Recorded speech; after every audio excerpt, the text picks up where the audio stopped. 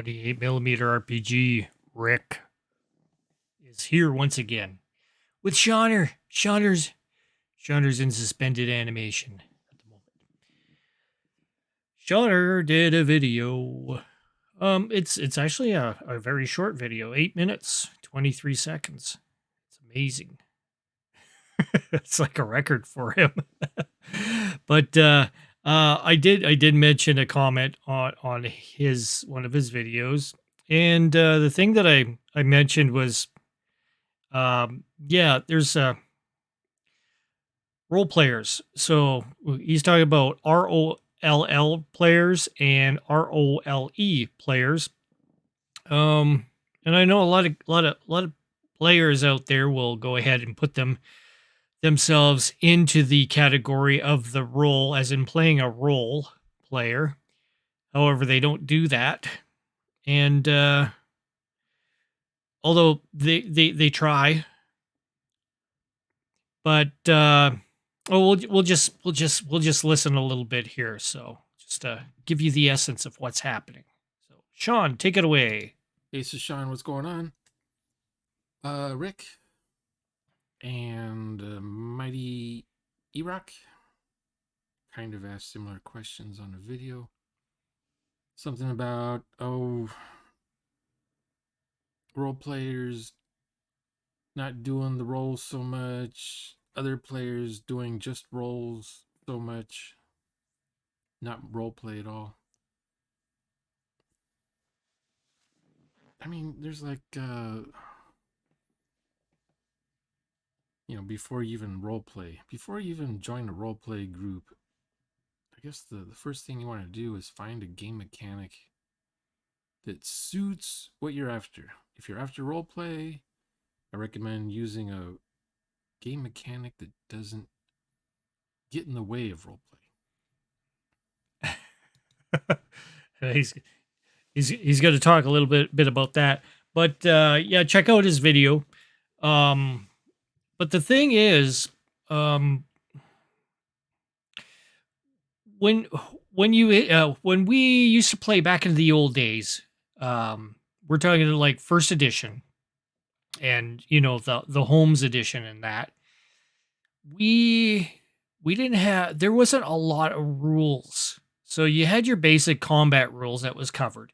You had somewhat of a rule when it came to kind of like skills, because the thieves had different things that they could do, and that was kind of rolled on these big kind of charts.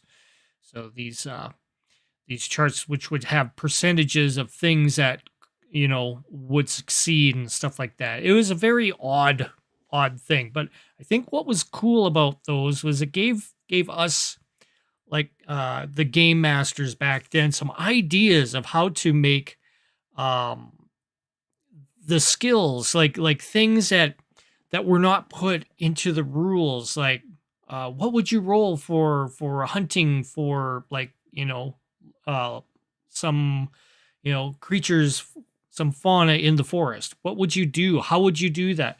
But it gave you some ideas in there, if you looked at how the charts and everything were put together, that you could come up with your own kind of homebrewy kind of ideas, or roll under some sort of a check on against your attributes or something like that. Because we all kind of knew that the attributes would be between 3 and 18 roughly, and you could roll a d20 and try and roll under that. So that would kind of mitigate that kind of a thing. But as time went on, it was like the rules system started to get a little bit more intricate, because there were game designers that were trying to fill in all those kinds of weird little skill things that people would crop up with.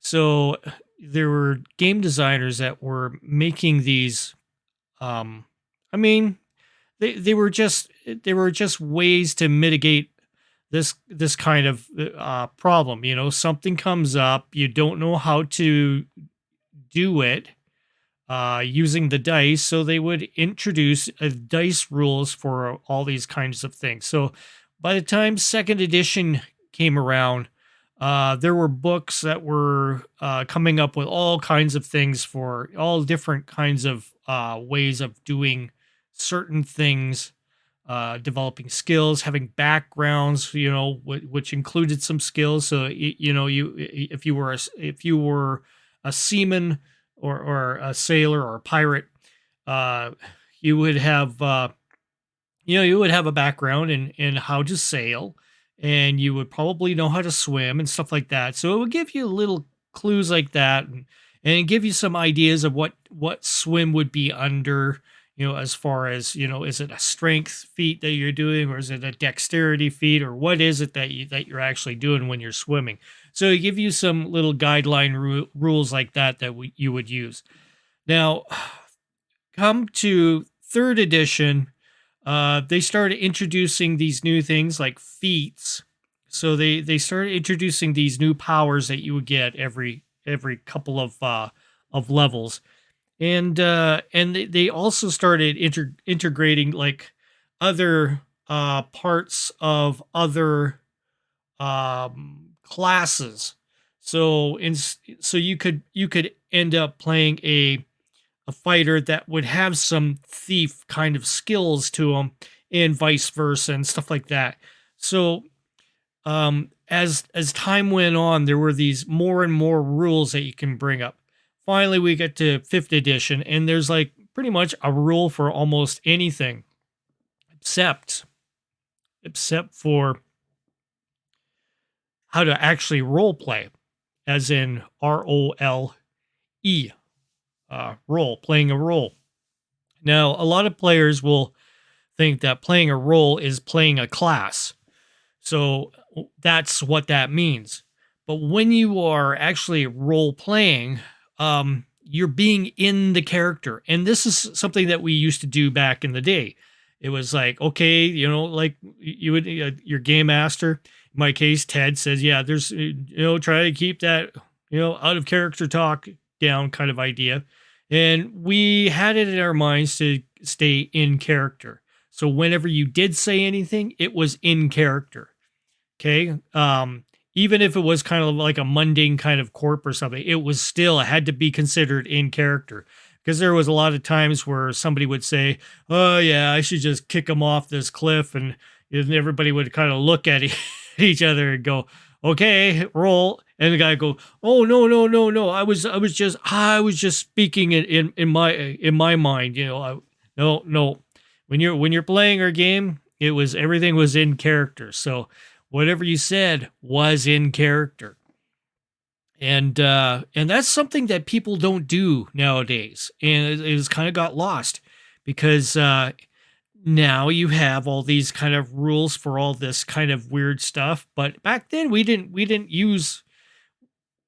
have to have any rules or anything for that. If you said you were going to do something, it was going to be done, there was a chance of it to fail, so we would, do a roll, and that's where today's kind of thing comes into like today's world with 5e.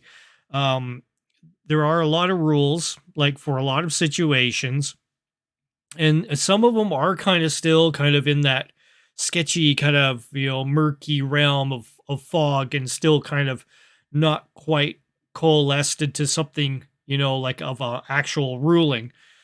But most everything is covered. But it seems that everything in the new era 5e on is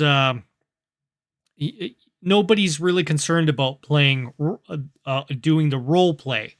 They only want people to stay in their roles, but not in character role play. So back in the day, once again, we would do descriptions, like the game master would give you a description of something, and then it was up to the players to do something with what they've been giving, all the descriptions they were given. So they would say, then I will approach the chest and I will do this. When today's players want to just go ahead and do insight rolls to replace their searching around. They just walk into a room. The game master gives them a description. They go, I use insight because they want to make a roll to discover things that maybe they're not perceiving from the description. Like, is there traps or that kinds of things? Back in the day, you would have to say, yes, I'm actually searching for any possible traps. So that would be what you would say. And like I say, nowadays it's just, I would like to roll for traps, and that would be what would happen. So there is now this also kind of verges into another a new YouTuber, Spencer, one of my players has decided to get into YouTubing, and he's creating videos, and I'm getting a dry throat, and it was funny because his son is a 5e player, and he's also in my game, but he's also played with me personally, like face to face, and so has his son. So he kind of felt kind of out of place when he came to my table, because I kind of said, no, there's no insight roll, because that was one of the first things that he asked for. And I'm like, no, there's no roll to insight. I said, you just describe what you're going to do in character. That's what you do. You know, if I give you the description, I give you a chair, a table, some cabinets, and a chest. There you go.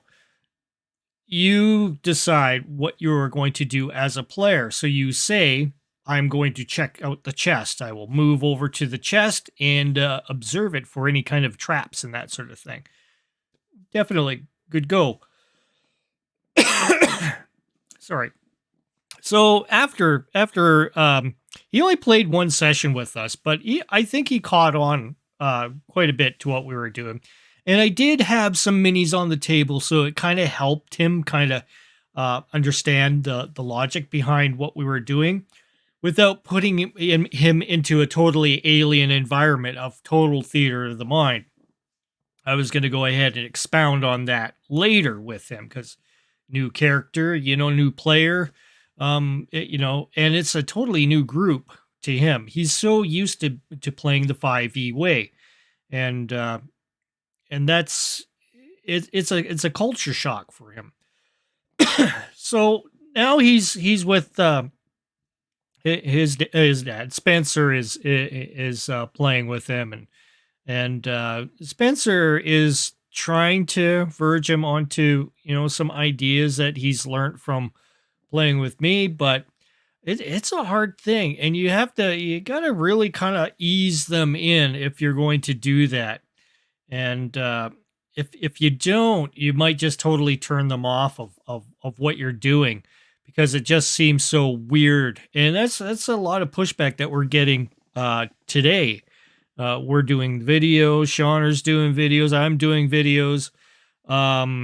There's RPG is Dumb is doing videos, and the Black Lodge Games, those guys are doing videos too. And quite often, we may come off as kind of being RPG snobs in a way, but what we're trying to do is actually bring back something that has been lost to actual role-playing game, and that is actually role-playing. I don't know why I'm coughing so much. I wasn't coughing like this before. It's just when I start talking. But I think I have a little bit of a bug in my throat. But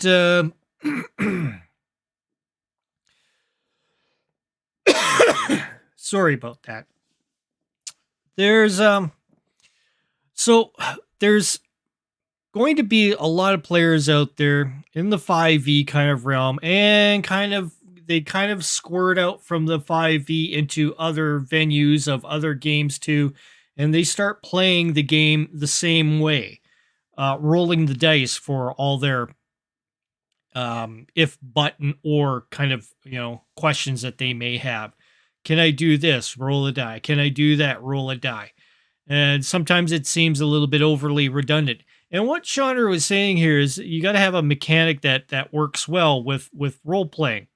And it's something that I brought up when I first started to question, how do these guys in 5e and 3.5, how do they role play? How do they, do the theater of the mind and everything, and keep everything in, in their vision, because a lot of these guys are going by the maps, looking at things, seeing where objects are, and moving to those things using their miniatures. When you're theater of the mind, you, as a game master, have to kind of think in the context of not absolute. So when you give a description of a room, you give a certain number of items. You might have 4 items in the room. You might have, like I say, a bed. You might have a kind of like a dresser with a mirror on it. You might have a chest of drawers, and you might have a chest. And it doesn't matter where they are placed. They could be anywhere in the room. They could be next to the door. They could be far at the other end. It doesn't matter to us game masters that work with theater of the mind, because we are working in abstracts, constructs, which would be every player, every person is thinking, okay, there's 4 items in this room, and that's what they have to work with. So it's up to them to actually place them in their mind's eye where they want to place them. And it's totally okay. It doesn't matter to us game masters where they are placed. It's kind of the same thing as my Traveler games. I may have a map of, say, a ship with some staterooms. You know where the staterooms are. The map shows you exactly where everything is. But I only use that in the context of eliminating the meta gaming. So, in other words, if your character is saying, "Oh, suddenly he hears the thing going on at the bridge," that there's some talky talk going on between a couple of characters and what's coming in through the view screens, and he wants to join in. If his character is in the engine room, well, he's not going to be, hearing this. So I use that as kind of the context of the metagame. So in order to eliminate any kind of metagaming, that's what I do. And I'm cool with using miniatures that way.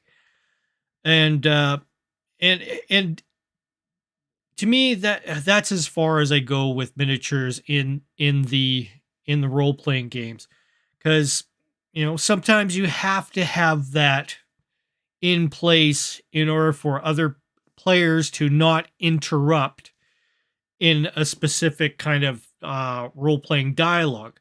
There's only a couple players on the bridge, and they're talking to somebody, to an NPC on the comms, and the other player that's in the engine room is going to be busy doing something else and can't really interact with what's going on the bridge.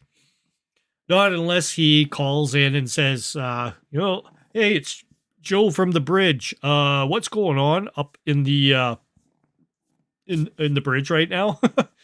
That's the only way he's going to be able to get in there. Or Joe in engineering decides he's going to go ahead and start hacking the comms from the engineering console, and then sees the display and somebody talking to the other 2 companions up front in the bridge. And that way he would know about that kind of thing.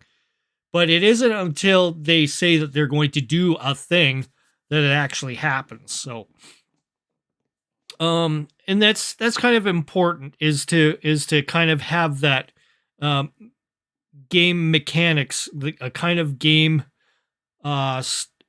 game mechanic, like the way that the dice and everything, to have them work within the realm of the actual role playing. And And that's one of the things that I kind of, keyed in on one of his last on one of Shauner's last videos was, yeah, there seems to be this thing where a lot of rules nowadays, like we're talking 5e, is trying to put a rule to almost everything possible in order to keep it um, understandable to board gamers. And also, having the idea of board gaming the game, they can sell the miniatures. They can sell, more sets of dice. They can sell more um, uh, the maps. You get the maps that you fold out, and so you have like a map for almost everything. And but for me, I'm not interested in using the maps, any longer in any kind of context because um except for, of course, getting rid of the metagame. Because if I want to fluidly go from one place to another place to something else, and say we have a couple of parties, the party splits up into two different units. I don't have to go ahead and go from one map to another map or anything. I'm just going theater of the mind, telling them what they're seeing as they're going through the corridors and stuff. I have a map. I have a map in front of me, and it's just basically a bunch of squares and circles and lines. It's not anything any special. Sure, I could have a real fancy looking map done by JP Covert or somebody like that, and have it, but I'm the only one who's going to be looking at that. And what I take what I see on the map and I bring it out in how I describe things. And then the players can be seamlessly going from one scene to another. And I don't have to change up the map. I don't have to go from, okay, now I got to go back to the woods here where the rest of the guys are and bring out all the wood, things for woods, your little miniatures of trees and stuff like that. I don't have to do that. I don't have to waste any time at all setting up a scenario on either side. It's so much more fluid, so much faster for me to describe something and give them the gist. You don't want to go into crazy detail that takes like 20 minutes. You want to have something very, very easy and simple and easy to digest in your mind, right? Four things tops, four items tops, is going to be what you want to put into each room, into each description of the corridors, a description of the forest or whatever it is, the cave. You just need a few words, and you've got the description.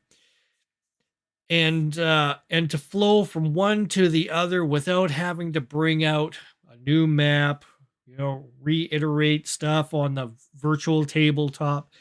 It's so much freeing. And I can go to places that I didn't even think would be locations that they would jump into. I can easily go ahead and just make something up on the spot. I have a few prompts that I use where I can come up with a quick description, a few items in that particular area, and then work from there. It's very easy to do. You can even take there's a couple of websites out there that will go ahead and detail out something for you fairly quickly in just a quick bloop, little, not even a paragraph. It just has a few ideas. And you can use those. You can use all, it'll come up with, 3 or 4 different things that are featured in this particular room or whatever. And you can go from there. So you must have a mechanic that can work easily with the fluidity of this, and not, and like I say, I don't like to do frivolous kind of rolling with the dice. The dice are a nice effect to make things interesting. They play a huge role in stuff like combat. So any kind of combat, any kind of contest between two forces, the players and the NPCs, that is going to be done with rolling the dice, and then we imagine what had happened by the results of the die roll. In some cases, you may have the game master describe everything, or you'll have the players interject their ideas of what happens. So I'm good either way. Usually, my players want me to kind of fill out the what happens kind of thing, but sometimes it's cool to have the players come up with something as well too. But all those kinds of things don't need specific roll the dice kinds of rules to them. And if you have a game which is skill based instead of class based, skill based makes things a little bit more easier for when you're doing the things the things that you want to do in the game, especially if they're not actually combat related. You want to do something like talk to somebody and try to convince them that uh, they should be doing something other than what they're doing now. That would take some sort of persuasion roll or a deception roll or whatever it is that the skill entail, is kind of covering in that kind of idea. And it's okay to blur from persuade to deception or whatever, or there's probably a couple more that I'm missing the a skill for maybe. But all in all, it's just whatever mechanics you are using, make sure that they're friendly to role playing. So most of the skill based ones are going to be more role play friendly. Class based, not so much. It's kind of like, if you got your fighter and he's trying to do thiefy things, it's not going to work out too easily for that character because it's going to be harder for them to be more nimble in certain things. Even if they do have like a high dexterity, considering that they're just a fighter, maybe even higher than the thief in the party. The thief is going to have, the benefit of, being trained and taking apart locks and gadgets and stuff like that. So when it comes down to the actual doing of things, um, you don't, in a skill based idea, it's very widespread, and your character can have a variety of skills that cover both mercenaries or some sort of streetwise kind of person, or even somebody who is flying ships all day kind of idea. Your skills can spread out everywhere. Where a class or level based class system kind of contains you into kind of like a role instead, and you rely on the other characters in your party to do the things that you cannot do. So that's kind of the way you have to kind of look at the different kinds of systems that are out there. And yeah, getting back to what Shauner's saying, that there's like two kinds of role players. One being the rollers, and the other ones being actual, role playing. A lot of these new guys don't know what to do when it comes to actually role playing. They don't even know that it even exists. It's even a thing. So when we bring it up, it's like, what are you guys talking about? It's so weird. And that's a thing that you have to kind of once again consider. And as Spencer is saying in his video, I'll go ahead and link Spencer's video as well in here as too. He kind of gets into that, and he's kind of like button heads with his son, but it's it's something to be expected, and I don't, you know, I would just say don't shame anybody uh, into, don't shame them for what they're doing because they don't know any better. They don't know that there's this different way of playing, this forgotten way of playing. But in the meantime, we have to kind of be, we're going to start humbling ourselves a little bit more to be a little bit more less harsh on those that don't know that this thing exists. And all we can do is try to example what we're doing by showing examples of it in play. So, which is what I'm trying to do with my group online, and what you see with Shadows and the Stars is we are using more theater of the mind. We aren't relying on the dice to dictate everything. And I use the skill skill number more so, knowing that it's a 1 or a 2 or a 3, or they don't have a skill, or it's at 0 at the base level. Then I have a gauge in which to think, okay, this guy is going to be better at flying than, say, this other person, which also has the same skill. And I know head to head, one's going to eke out the other without having to roll.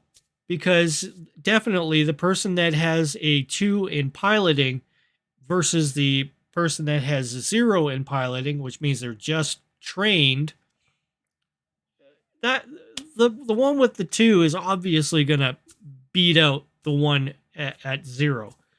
So it's kind of like, giving you pointers to say, obviously this guy's going to be better than the other, and you don't have to use a roll to go ahead and figure that out. Or you can go ahead and do something where, okay, they are doing the head-to-head thing. Let's make it interesting. Okay, yeah, do the roll. Let's see what happens. Maybe there's a chance that the player with the 2 skill messes up somehow.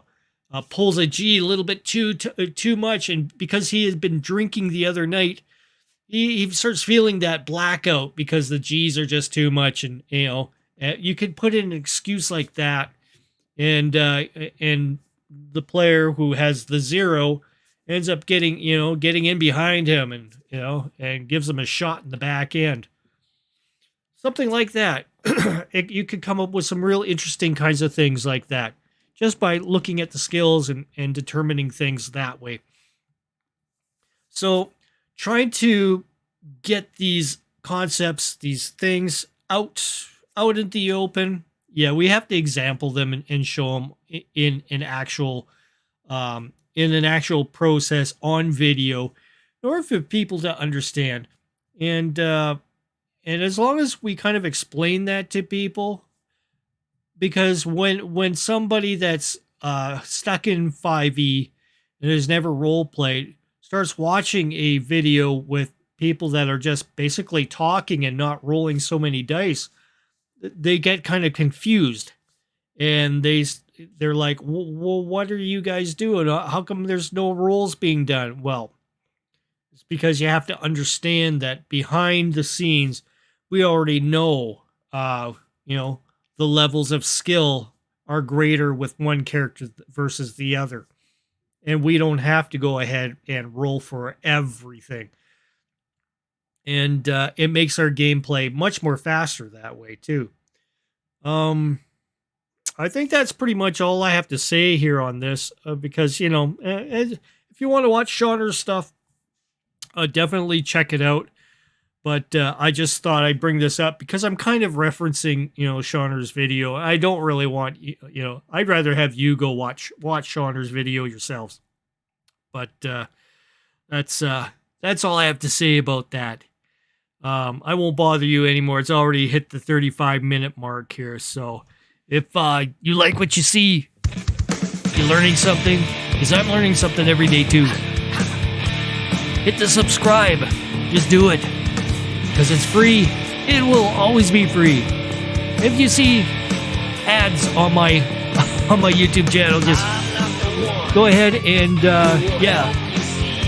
use an ad blocker, because this channel ain't getting monetized.